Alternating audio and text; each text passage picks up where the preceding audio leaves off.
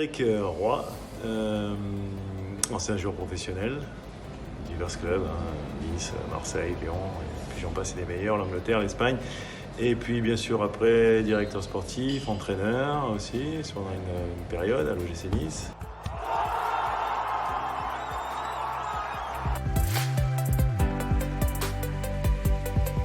La télévision, effectivement, avec des matchs je trouve intéressants. Moi, ce que j'ai bien aimé, c'est que je trouve qu'il y a une évolution dans le jeu de l'équipe de France, et surtout dans la manière d'aborder la compétition, le fait d'évoluer un petit peu différemment, avec, je trouve, une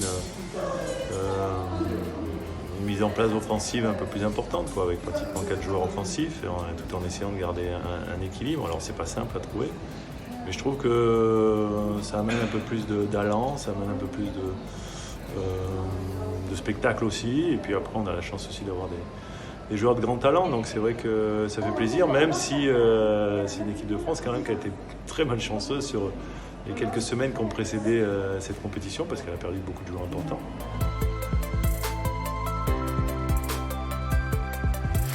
Non, surtout à travers l'équipe de France, je dois dire. Maintenant, après, c'est vrai que je regarde tous les matchs quand j'ai la possibilité de le faire.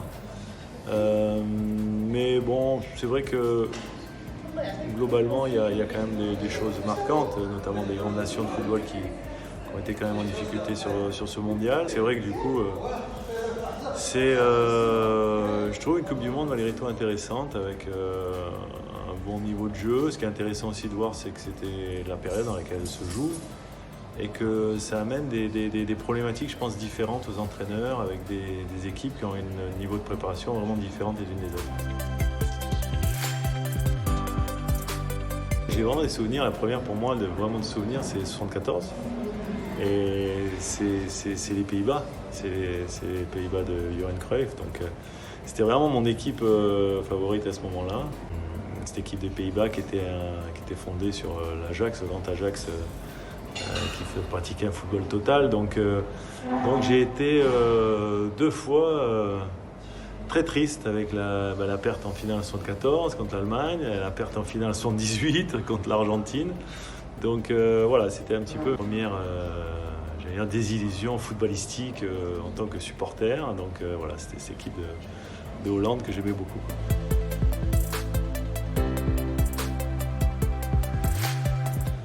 Moi, j'ai eu la chance d'avoir un papa déjà qui était un ancien international de football, j'ai baigné très rapidement dans ce milieu-là, même s'il ne m'a jamais poussé à faire du foot, mais moi très rapidement, dès l'âge de 6-7 ans, je jouais déjà surclassé.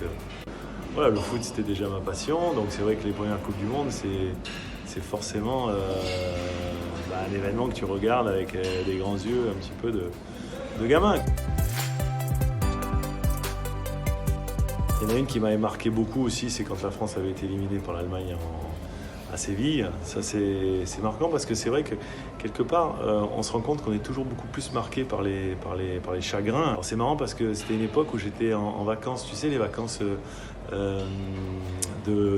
scolaires que tu fais en Angleterre quand tu es adolescent, tu vois, tu pars, tes parents ils t'envoient faire, et c'était pendant la Coupe du Monde, et je me rappelle, j'étais donc dans une famille anglaise, et le mari là, de ce couple chez qui je dormais, putain, il était pour les Allemands, il me rendait fou, quoi. Et donc quand on menait 3-1 et qu'ils sont revenus à 3-3 et qu'on a perdu, putain, c'était un choc pour moi incroyable. Donc ça, c'était un truc qui m'avait beaucoup marqué.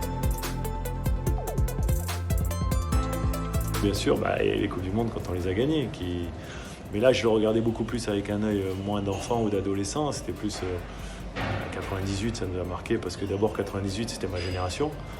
C'est vrai qu'il y avait quand même quelque part, moi j'étais très proche de pouvoir être dans cette équipe de France là malgré tout, et si j'y étais pas, c'est parce qu'il y avait une génération exceptionnelle. Ils l'ont prouvé parce qu'ils l'ont gagné.